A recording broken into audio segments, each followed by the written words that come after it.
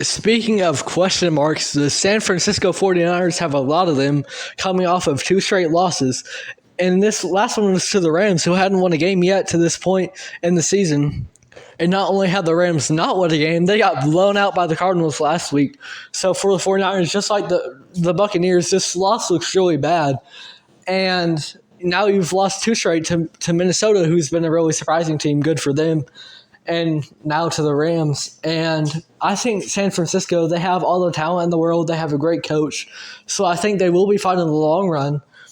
But much like the Buccaneers, this kind of raises this question of what your ceiling is, because you can't lose to a team like this and not expect to have some eyebrows raised, to say the very least. One guy that I've been particularly disappointed in is Brandon Ayuk. Obviously, there was the whole contract dilemma. He didn't, practice with the team.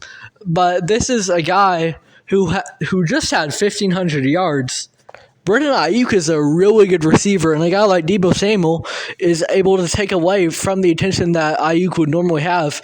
Teams can't double Brandon Ayuk because they've got to worry about Deebo Samuel. They've got to worry about, Kittle when he's not injured, or even CMC when he's not injured, as a receiving back. So I think there's no excuses for the way Ayuk has played right to start the year right now. And I think as the season goes on, he'll get better. And the only reason is, it's rust from not practicing with the team. But right now, the 49ers don't look like the most cohesive unit. And I think that moving forward, they're going to need to execute a lot better, because this team has all the talent in the world and a great mind behind it. So they just need to go out there and execute. And that's what they've struggled to do to start the year. And yeah, there's been injuries to, George Kittle and CMC, but you've still got so much talent on this roster that a 1-2 start is really not what you want to see at all. Do I think they'll be fine in the end? Absolutely. But right now, San Francisco, they need to get it together.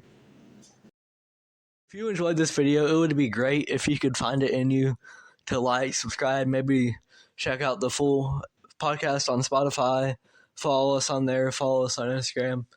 I know realistically this podcast isn't going to go anywhere ultimately, whether it's via the segments on YouTube or the entire podcast itself. But I want to get into the sports broadcasting business. I want to be able to promote thought-provoking discussions about the NBA, and I would love to do it via State of the Association. Thank you if you made it all the way through.